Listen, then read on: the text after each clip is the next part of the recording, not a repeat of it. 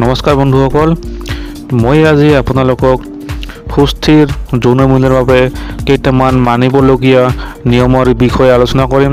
গতিকে ভিডিঅ'টো বেছি দেৰি নকৰি আৰম্ভ কৰোঁ। 1 নম্বৰত আছে আপোনাৰ নিজৰ সংগীনীৰ ইচ্ছা আকাংক্ষা বুজিবলৈ চেষ্টা কৰক। হেচিটেশ্যন বা সংকোচবোধ সুখী যৌন মিলনৰ অন্তৰায়। 2 নম্বৰত আছে নিজৰ শয়নী কোঠা সুন্দৰকৈ সজাওক, পৰিপাটিকৈ ৰাখিব। শয্যা বিচনাখন আপোনাৰ সম্পূৰ্ণৰূপে এন্ধাৰত সম্ভৱ নকৰিব। মৃদু পোহৰ থকা বাঞ্ছনীয়, ইজনে সিজনক দেখা পোৱাৰ বহুত প্ৰয়োজন।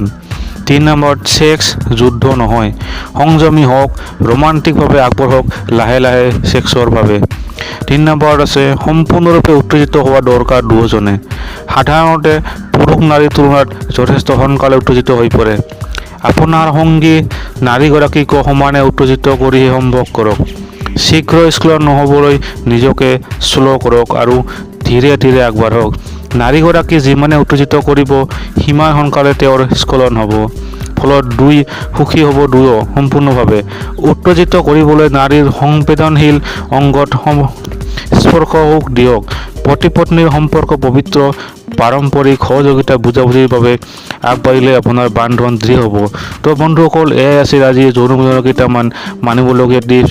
যদি ভিডিঅ'টো চাই আপোনালোকে ভাল পালে তেন্তে নিশ্চয় লাইক এটা আৰু চেনেলটো ছাবস্ক্ৰাইব কৰিবলৈ নাপাহৰিব।